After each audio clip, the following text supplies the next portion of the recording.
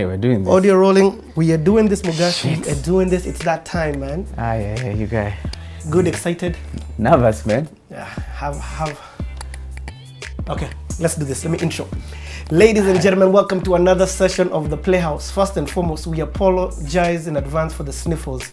The Nairobi weather is those ones for increasing population in 9 months, man. It's cold. It's cold, and that cold is affecting our throats. However, the amazing conversation needs to happen. Now, let me say this in advance. I promise you this conversation may last about 5 hours. Why? Because the person that you are seeing in front of your screens, you see what I mean about the sniffles, is multi-talented. There is so much that he has done for this industry. He's been a dancer. He's been a movie director. In fact, go and see his movie. His movie is out now. Mugash, drop that thing.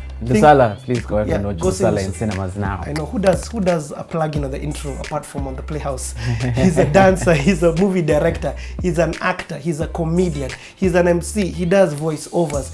But the thing that I say, he's been in the music industry and entertainment industry. He's a creative. He's been in agency. There's so much that this guy has done. But one of the reasons as to why you have to watch the Playhouse is because of this guy's memory. I say that Mugash has a photographic memory. I've known Mugash for over 15 years. And we go, imagine, man. Isn't that long, you guys? It's not long, man. Oh gosh, yeah, you guys, you're right. I know, it's crazy. But, ladies and gentlemen, boys and girls, put your hands together for none other than Mugambi! Woo!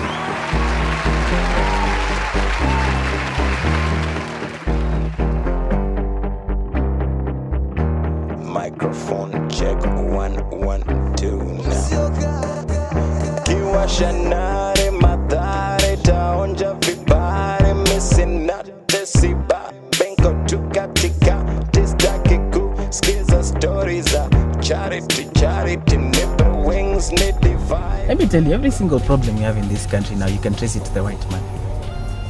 Post-election violence, ethnic, there's nothing like that. The only reason there was ethnic strife was because one community felt more favored than the other. And who started that whole favor system? It was the white man.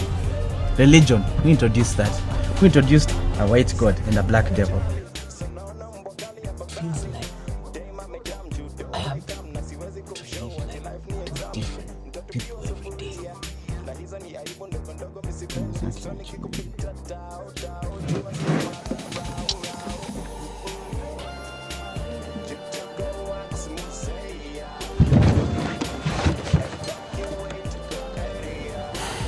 Basi Simiu. When I was a kid, I read your articles. Actually, it was because of my father. He loved your articles. He said that they were refined and the hope for Kenya's future. What happened?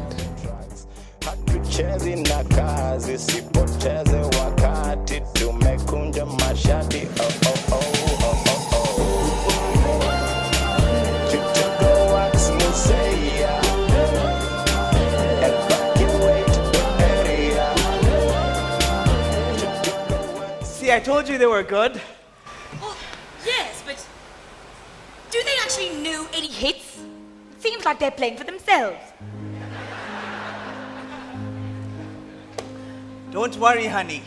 They even do requests.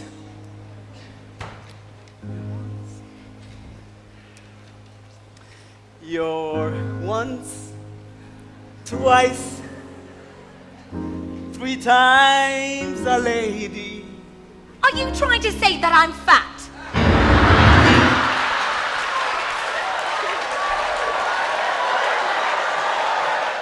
If the Google Maps voice was more realistic to Kenya.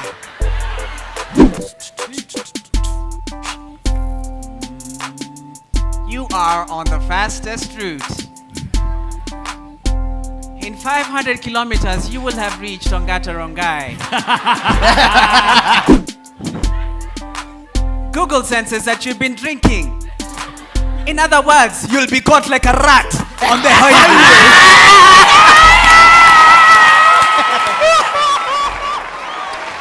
Mugash, Yo. This thing has been a long time coming. A long time coming. Yani, first of all, foremost, let me tell guys, we actually shot this thing, but our convos got so derailed. Yeah, because we're just all over the place. We entered such boyhood. We started talking. I mean, I'm not even sure if I'm going to throw snippets of that conversation in here. But then I just decided, let's shoot this thing again. Let's just have the conversation free flowing. You get? Because now I understood that Mugash is more than even what I thought he was, even though after knowing him for that long. So Mugash, let's kick this thing off. I've talked too much. Straight into the question that I like starting off the Playhouse with is, when do you feel, when do you believe that for you, you fell in love with this thing called acting or media and entertainment? I don't even know what to say with you. We fell in love with this industry. Yeah, man. The first time I ever got up on a stage to perform for people, I was age 5. I was 5 years old. I went to a small Catholic school somewhere in Nairobi. And at the end of the year, they would have presentations from the neighboring church would have presentations, and among the presentations would be presentations from the nursery school. Yeah. And so the presentation that November, it was, I think, before we closed school, was a presentation of the Christmas story. So I didn't have a speaking role because I didn't speak that much, but I was playing the role of the little drummer boy. The little drummer boy in the school play about the birth of Jesus and the angels coming. So I wasn't an angel, I wasn't anything. I'd just come in with my drum and like a shuka over my school uniform, put the drum down, the kids would sing that drummer boy song, they told me, and I was beating the drum. And in the audience was my mom and my sister. And it was crazy. Now just to give you a little bit of background as to what was leading up to this thing. The school was in Westlands. What's the name of the school? Consolata. Rep it, man. Consolata Nursery School. But we lived, my dad was working in Tao, my mom used to work at Aquinas High School. So if my dad couldn't come and get me, my mom would, panda the mat, come to ST, find me, and then we'd go into a mat now to go home. And that meant sometimes, because the journey for her was very long, that a lot of the kids would go home, at least the ones who were being picked up, would go home, and then she'd have to come and, take my hand, and then we'd enter the matatu and go home. So that meant that our headmistress, who was a nun, but also a seamstress, a tailor, she liked to make things, would use me to sort of test, this is Joseph's cloak, let's see how it looks. And so she'd call me into her office, and she had all the children's costumes lined up. Like I said, Catholic school, man. And she was Italian, and you know how they can be extra. So she just try on different outfits on me, because she was like, this dude is just sitting here alone. There's no other kids with him, so let him just try these things on.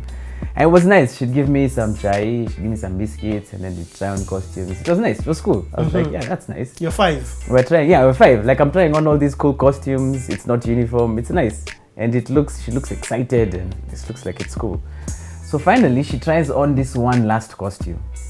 And I didn't know that this costume was now mine. I knew there was a Joseph, I knew there was a Mary, I knew there was 3 wise men, Nini. But again, you remember, I don't talk that much. Very shy. So she put it on and she said, this one is now yours. And then when we started rehearsal, turns out I was playing the guy who plays the drums. So, because I got this role because I was simply patient enough to try on all the other characters' costumes. So now this is finally mine. And I remember when I got up on that stage, there was like a light, because the church wasn't very well lit. And my sister, who was 2 at the time, goes crazy. She goes crazy. She is so excited. She's like, what's going on? In your family, how many are you guys? We're three kids. Of which you're the? Oldest. I'm the eldest. Okay. Yeah, so I was 5, she was 2. My brother was still a few years away from descending onto earth. So that feeling was very special, because first I was in a costume, we were doing things, like everything was set up so that we would perform.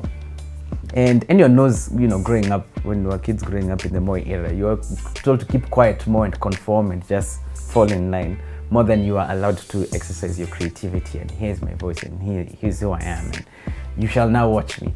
That feeling was so cool. It was so cool. And then my mom looked excited. And so I'm 5, so I've obviously been a troublemaker, and I've gone through my troublemaker years. And for the first time, mom is not saying, you know, quiet, settle down, you know, chill, little boy. Nah. She's like, you know, perform. And my sister is calling my name, and my mom has to multitask between taking a camera. Her dad, my granddad, had given her this camera for her graduation, which used film. It was a pretty good camera, a Minolta. So she's holding the Minolta camera. Do you and see, then this is exactly what I'm trying to talk about. Mugash remembers a Minolta from when he was I five. do. This is the photographic memory, guys. Literally. So yeah, it was a Minolta camera, and she and you'll see the photo. Actually, probably the photos are showing now, but I think she just managed one photo where you could see I was in the frame, because she was multitasking between trying to keep my sister settled down and not trying to run onto the stage to join me, and trying to get a focused picture, because those, you know, you had to manual focus. And so a lot of the pictures have a lot of floor or a lot of ceiling or a lot of, I'm not even in some of the pictures. I think I was in just one.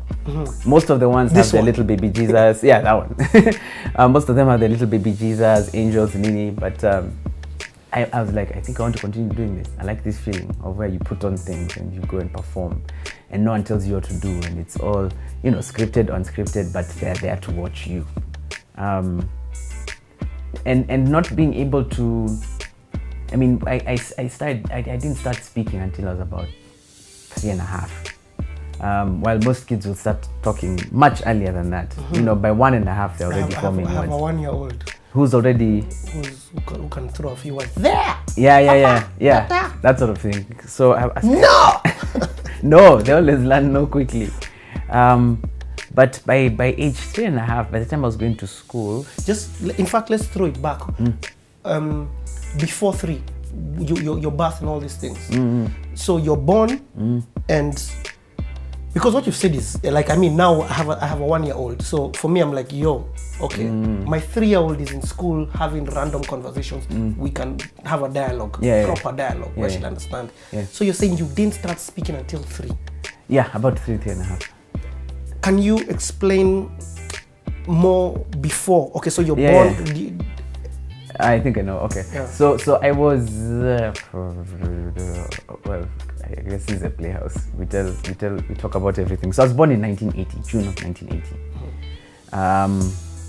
And I was a pretty quiet kid. I was born a couple of months premature. But very chill, very chill.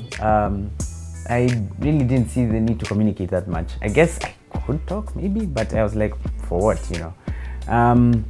When I was born, we lived in a small little house in Buru, and most of my photos actually, you'd see it was a little front yard in front of the house.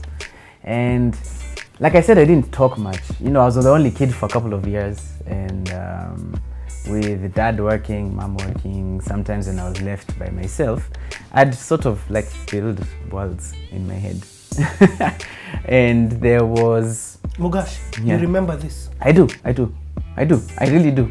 I have memories from going from very early. Now, I don't know if this is scientific. I think it is, because it was a very natural thing for me. When a kid comes and they're trying to figure out the world, you know, they have a few ways that they navigate around the world. Their parents is one way. If they have elder siblings, they'll navigate through that. Aunts, uncles, older people. But sometimes I used to have like voices, actual like characters in my head who would tell me in a language I could understand, because I still wasn't talking much back then. And they'd be like, this is how the world is. You know, this is day, this is night. That's the sun, that's the moon. You know these things. You don't have names for them, but you sort of get a rhythm of, oh, in the evening dad comes home, mom comes home, we eat these meals. You know, just this is how the world is. This is welcome to the world, and this is what's going to enable you. Now, I'm not an expert on child psychology or anything, but it wasn't strange that there was little characters in my head that I'd interact with. So I was in my head a lot, which is probably why I didn't used to talk that much. You used to talk to them in your head? In my head. We had our own language, we had our own way of communicating. All of them were older than me.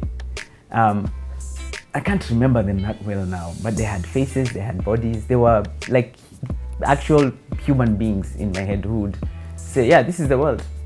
Or if you are bad, they'll be like, yeah, umechapwa because of doing this and this and this. Are you going to be a good boy? And you're like, yeah, I guess I'm going to be a good boy because I don't like being beaten up, man. But Have you watched what's up that with cartoon? There's a cartoon which has Inside Out? Yeah, Inside Out. Yeah, I love that. Love So love that it, was love sort it. of what you were going. Pretty much that, yeah. It's almost like you have characters in your head and they come up at different times. So if you've messed up, there's one who comes and tells you, yo, what the hell, dude? What are you doing? Or if there's one who just, you need to be calm, you need to be, you need company. Some of them, there's a dude, like amazing, show up and be like, yo, it's cool, just chill. I know it sounds very strange, but these were actually very real, like, voices that would help navigate the world. But then, when my sister came, she was a baby still. My mom tells me I was a little bit afraid of her because, it's like, what is this little small thing? And then when I was like, oh, she didn't cause any harm, and we sort of looked like each other, then we became friends. And then now suddenly I had someone that I could communicate with, but she was starting to talk a lot faster than me. So by the time I was going to nursery school, I still wasn't saying much. And my mom talks about how once I came home and started talking, like mumbling and saying words. And all I was saying was box and telephone. And I just kept repeating those words over and over again. And she was like, hallelujah, this child of mine can speak. And soon, with the teaching in kindergarten and hanging out with other kids, you sort of start to become socialized. Then the voices start to recede because now you're going around the world. There's more human interaction. Yeah, there's human interaction going on now.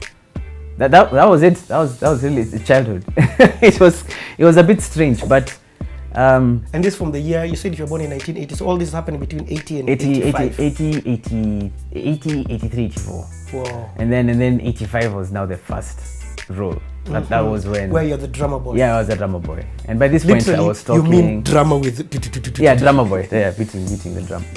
Yeah, that was the first role. After that I realized, yo, dude, I think this is something I want to do. Because somehow there was some relation between these worlds that I was building in my nursery. head. In nursery yeah. is when you sort of figured out your path. Or well, not figured out. Yeah. Got a. You don't know it's go a this path. way. Go this way. Yeah, you're like, I like doing that. Maybe if I have another chance, I'll do it again. I like it. But chances didn't come until much later on. But I'd never forgotten that feeling. Never ever forgotten that feeling of getting up on that stage because it sort of validated me somehow. I was like, here's another way to live. It's like I have parents, I have a lot of my friends who talk about how they'll never forget the first time their kid tasted sugar. And they were like, what bland life is this I have been living up until this point? And the moment they have that first taste of sugar, then it's just, the descent begins. It was the same thing with me. I tasted that and I was like, yeah, this is what I want to do. I think it was really validated many years later when I was watching E.T.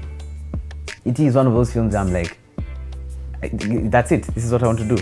I want to be Elliot on that bike flying. So do you continue primary from Consolata? Do you still stay there for primary now? Yeah. Okay. Yeah. Way above the folks' pay grade. They really struggled to keep us in school. But it was worth it. Who now live in the leafy suburbs. It's amazing what guys may. The reason why I've said that is because you're telling me. I'm not saying Buru was at that time in the 80s. Buru was middle class. Yeah, it was. Yeah, it was pretty decent middle class living. But what was better was my mom used to teach at Aquinas, so she'd have to make a trip across town. But she was talking about the transportation system in Nairobi back then being quite. CBD wasn't entirely the center. That wasn't how the transport system was organized. That CBD was the center, and all mats came to CBD and out of CBD as the center. No, you could find direct lines. So there was a line that went from East Lando to Westlands. No way. Yes, there was. So you could get one mat to go home. Before all these cartels came in and started owning territories. Things started changing. Yeah, territories started happening. Let me just throw in this quick disclaimer. This is the kind of information that Mugash will give throughout this. No, but that's amazing. I didn't know that. I've actually always thought that it was Nairobi to. From wherever you're going to town as a location, as a central location. No, but now it wasn't always like that. Yeah. The 70s into early 80s, it was still possible. Like there were actual designated routes because that's how, there was a bit of planning to Nairobi. So there was like, you'd have a bus that was making a round trip between Westi, for instance, and Buru, like literally. That's amazing. And passing through all the stops, in between. So that's what made it possible for these sort of trips to happen. Okay. Great. Okay, so now tell us about this ET element, because this ET looks like it was this is now what I want to do. It was a defining moment for you. It was. Okay. Okay, so I have an uncle, and he gets happy when I sort of credit him with this. He was living in the States. He was pursuing his master's and his PhD in the States. Shout out to who? What's his name, man? We call him Uncle G. Uncle We call G? him Uncle G. Yeah, Uncle Gitari, Uncle G. So Uncle G he left Kenya when I was like 2. So I didn't even, we'd see pictures. And back then it was snail mail. So every so often he'd send pictures and letters. So he'd write letters to his folks and letters to his siblings, including my mom. And he'd send pictures. Gosh, I know this is going to sound crazy. Yeah. And I'm sorry for, again, the constant interjection, but I have to. Because I always think about different demographics watching the Playhouse, who even are 20 years from now. So when you're saying snail mail. Oh, sorry, I mean postage. Okay. Like postage mail, where you put things in an envelope. And when you wanted to communicate with someone on the other side of the world, that's how you did it. It was the postage system. Physically writing a letter, paper and pen, folding it up, throwing in a few pictures, sealing it up real tight, posting a whole load of stamps on it. And we loved the stamps because he lived in Michigan. He lived in Michigan. Yeah, he lived in Michigan. Yes, he went to Michigan State. So there's all these fancy American stamps. And we knew when my mom got excited because she got a letter from her brother that we love looking at those stamps because they looked so amazing, man. And so he sent stamp collecting pictures, was a thing. and then that was when Stamp collecting was a thing. Of course, we were too young to do that sort of thing, but so we knew he had an Uncle G in the States. He came back to Kenya in 1988, I believe. I was 8 years old then, and he came back to settle down. So he'd done his time in the States, and he was like, enough, I'm done. I'm going back to Kenya now. And he came back with all his stuff. Now, among the things that he used to do, because he was a PhD student, he had a pretty okay job on campus, so he could afford a few things like electronics and stuff. So he had a VCR, and he had about this really cool thing called cable. And aside from your big three, NBC, CBS, Fox, then you had the cable channels. And one of the most famous premium cable channels was HBO. And HBO brought lots of films. And it was everything from children's films all the way to restricted, like R-rated films. All of it. And he was like, my entertainment options in Nairobi at that point are KBC. Except it was VOK at that point. Let's talk about VOK for a moment. Let's talk about the Voice of Kenya for a brief moment. Voice of Kenya was state-run, state-owned. Therefore, meaning that it was largely a propaganda machine, particularly around news time and those bits of non-news programming that still had to do with Kenya. So there was Mambo Leo, Yaliyotokea, Dunia Wiki Hii, and then you had your Kiswahili broadcast at 7, your English broadcast at 9.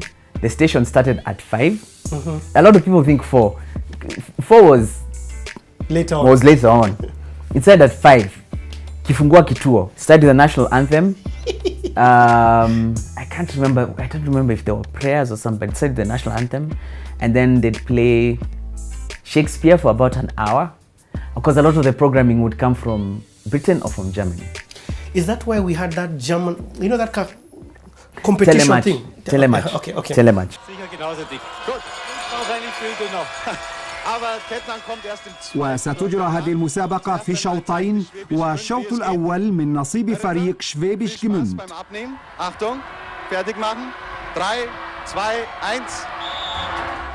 بدأت المسابقة بفريق شفيبش جموند.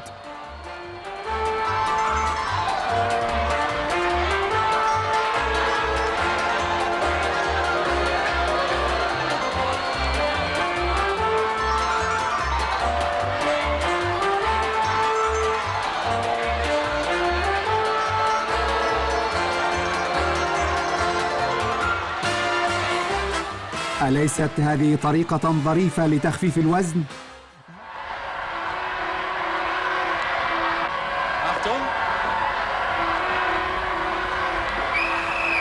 3, 2, 1. لقد عدنا من جديد إلى المسابقات العادية، وعنوان هذه المسابقة هو حمال المياه في العصور الوسطى.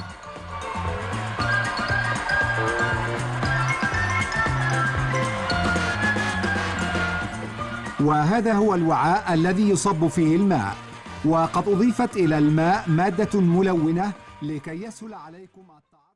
Telematch. Okay. Telematch. But Yes, the exactly. program would come from So it would Britain? come from Britain and, of course, there was America. Because America was doing pop culture around the So world. you're saying the content that we watched on VOK, Yeah.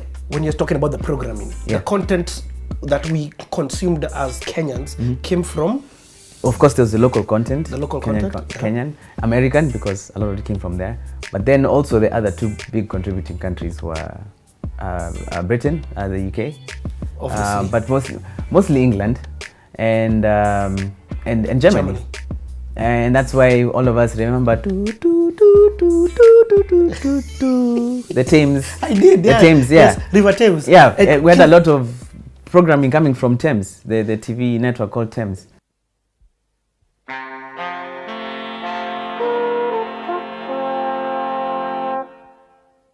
I lived on Kingston upon Thames, so I'm now finally understanding the Thames.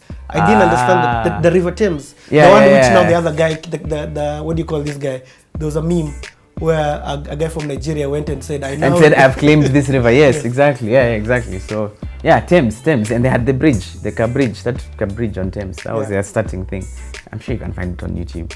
And then we had programming from Cologne in Germany, courtesy of this company called Transtel Television, and they had I know it's crazy, but they brought they had Telematch is perhaps one of the most famous shows because it had all these people dressing up in all these very elaborate, large, colorful costumes and racing, and they'd race on land, on water, and all of us knew how to count in German because of that. Ice, and then they'd start the 2 trips.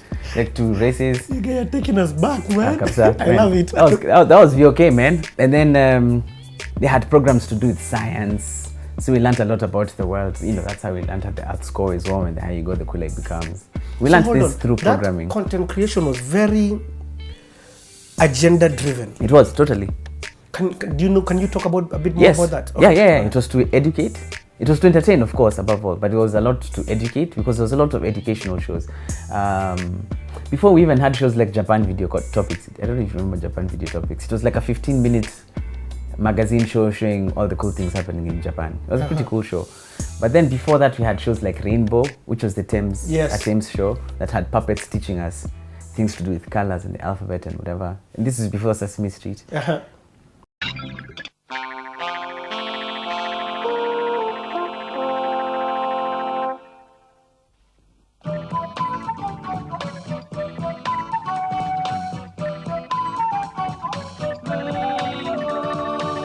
Above the streets and houses, rainbow climbing high. Everyone can see it smiling over the sky.